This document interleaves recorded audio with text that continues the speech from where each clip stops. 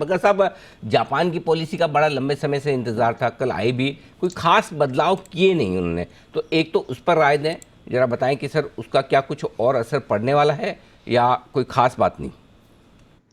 नहीं, बहुत अहम है जापान की पॉलिसी, क्योंकि कैरी ट्रेड सारा उसके बेसिस पे चलता है अनिल जी। और इधर इसके चलते फ्लोज कम हुए हैं ग्लोबल बॉन्ड मार्केट्स में जापान से आने वाले।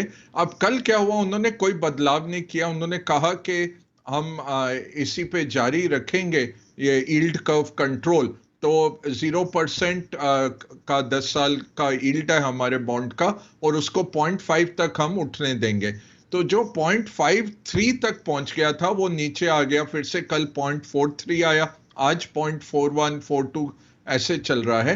बट जितने बड़े ब्रोकरेजेस हैं, सबका यही मानना है कि अप्रैल में जब कुरोडा हट जाएंगे, नए कोई सेंट्रल बैंक गवर्नर आएंगे, तो इनको ये यील्ड कर्व कंट्रोल छोड़ना ही पड़ेगा, क्योंकि बहुत बड़ा बैलेंस शीट का हिस्सा सेंट्रल बैंक का अब वो बॉन्ड बाइंग कर रहे हैं। क्या होता है, जब यील्ड बढ़ रही है, इनके काबू से बाहर जा रही है, तो ये मार्केट में उतर जाते हैं, बॉन्ड्स खरीदने लग जाते हैं, जिससे कि उसकी यील्ड कम हो जाए और प्राइस बढ़ जाए बॉन्ड की।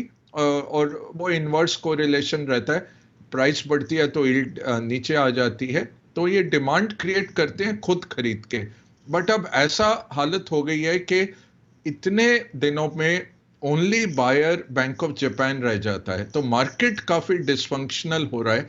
तो कल यूबीएस की रिपोर्ट्स थी, गोल्डमैन की, सब यही कह रहे हैं कि ये अब टाइम की बात है कि ये लास्ट जो बैंक रह गया है सेंट्रल बैंक, जो कि अभी भी जीरो रेट पॉलिसी चला रहे हैं, ये भी चेंज हो जाएंगे अप्रैल मई तक। तो कल आप येन देखिए, 130 पे गया था, नीचे आया, आज फिर से 128 पे आ गया।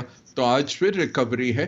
तो मार्केट नहीं मान रहा है, चाहे उन्होंने इस बारी कुछ फेरबदल नहीं किया, बट मार्केट यही कह रहा है कि एक 10 साल के बाद ये सेवानिवृत्त हो रहे हैं, अप्रैल में रिटायर हो रहे हैं। इनकी सेकंड लास्ट बैठक थी, अगली बैठक लास्ट होगी, अप्रैल से नए गवर्नर आएंगे। दूसरा जो माहौल है, जापानी इकोनॉमी का रेट तो बढ़ाने पड़ेंगे। उससे मार्केट पे क्या असर है, जो जापानी पैसा आता है 350 बिलियन से लेकर 500 बिलियन, जापानी सेविंग पूरे दुनिया में जाता है निवेश होने के लिए, उस पे क्या असर आएगा, ये सबसे अहम सवाल हो जाता है। इसलिए मंडे के शो में मैंने कहा था चाइना और जापान ज्यादा अहम है इस साल के लिए। फेड तो अभी एक आध दो बारी और रेट बढ़ा देगा, उसके बाद फेड पॉलिसी से डैमेज होते नहीं दिखता मार्केट को। चाइना से मार्केट एनकरेज होना चाहिए, रीओपनिंग ट्रेड चाइना की चलेगी फरवरी मार्च से, उसके चलते मार्केट दौड़ने चाहिए। और जापान क्या करता है, उससे फ्लोज पे बहुत इंपैक्ट आएगा, वो जरूर हमें चिंता का विषय है। गैलप पोल आया अनिल जी, कल रात को ही मैं पढ़ रहा था एक यूएस की रिपोर्ट, 38% अमेरिकन हाँ। इलेक्ट कर रहे हैं कि हॉस्पिटल ना जाना सर्जरीज वगैरह के लिए, इलाज के लिए, पैसे की तंगी के कारण। सो अच्छा। 38% ने ये कहा है। भारत में तो इससे भी ज्यादा है, तभी सरकारी हॉस्पिटल्स में रहता है। तो ये प्रॉब्लम जरूर आ रही है विश्व भर में। लोगों के हाथ में जब पैसा कम होता है तो ये होता है। बट भारत में डिमांड सप्लाई ऐसी स्क्यूड है कि आदमी कुछ भी करके लोग करते हैं। बट उस दिन भी आप कह रहे थे कि जब हेल्थ इंश्योरेंस पे जीएसटी की बात चल रही थी और सेक्शन 80D की बात चल रही थी कि 80D का लिमिट बढ़ाया जाए, बहुत महंगा हो गया इलाज भी, और लोग करवा नहीं पा रहे। अमेरिका जैसे प्रॉस्पेरस देश में 38% कह रहे हैं कि हमने पोस्टपोन किया हॉस्पिटल जाना पैसे की तंगी के कारण। जाए जी, सर, पिछले कुछ दिन हमारे करेंसी मार्केट के लिए काफ़ी बेहतरीन रहे। अनएक्सपेक्टेड अच्छी मजबूती आई है रुपए में, वजह क्या समझते हैं आप और आगे क्या आउटलुक है? अनिल जी, बेसिक वजह वही है कि डॉलर वीकन हो रहा है, और इस साल नेगेटिव डॉलर व्यू है। पिछले साल किसके पैसे बने, जो भी लॉन्ग डॉलर था या लॉन्ग ऑयल कोई लेके बैठा था, वहीं पैसे बने, बॉन्ड और स्टॉक्स दोनों में पैसे गंवाए गए पिछले साल। इस साल जो ट्रेड है वो है शॉर्ट डॉलर, तो नेगेटिव डॉलर का ट्रेड विश्व भर में है। और उसका मेन कारण क्या है कि इंटरेस्ट रेट हाइक लगभग हो चुके हैं, अगले साल तक कटौती होने की उम्मीद है। दूसरा, इकोनॉमी में नरमी या रिसेशन की आशंका है, उसके चलते यूएस मार्केट से आउटफ्लोज होके इमर्जिंग मार्केट्स में आएंगे और हम देख रहे हैं कि डॉलर वीकन हो रहा है। 114 से 103 तक आ गया DXY इंडेक्स, बट ये चला था 92 लेवल से, 92 लेवल से ये चला था, 114 पे पीक किया, अब 102 103 के बीच में चल रहा है और यहाँ से और नीचे जाएगा। इसके कारण रुपए को भी थोड़ी स्थिरता मिल रही है, थोड़ी स्ट्रेंथ मिल रही है।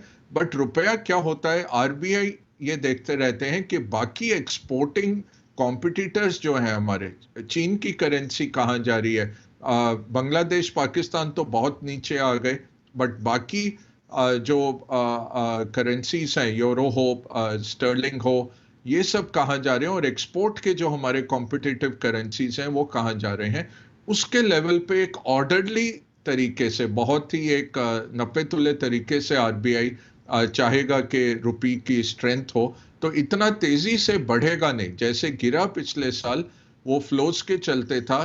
अब क्या है, आरबीआई एब्जॉर्ब करेगा, बट वो एब्जॉर्ब करने से क्या होता है, रुपये लिक्विडिटी आ जाती है इकोनॉमी में, कहीं ना कहीं तो कुछ आपको देना पड़ेगा, उससे फिर आपका इन्फ्लेशन का जो मुहिम है उसके ऊपर खतरा आ जाता है। तो आरबीआई कोशिश करेगा कि डॉलर्स को स्टेबलाइज किया जाए बिना रुपए के, लिक्विडिटी क्रिएट करके, और एक ऑर्डरली वे में रुपया स्ट्रेंथन हो। बट मूवमेंट ग्लोबल है, मूवमेंट ग्लोबल मैक्रो के चलते है। ऐसा नहीं है कि कुछ भारत में ज्यादा फ्लोज आए हैं, उल्टा आउटफ्लोज ही जा रहे हैं हमारे।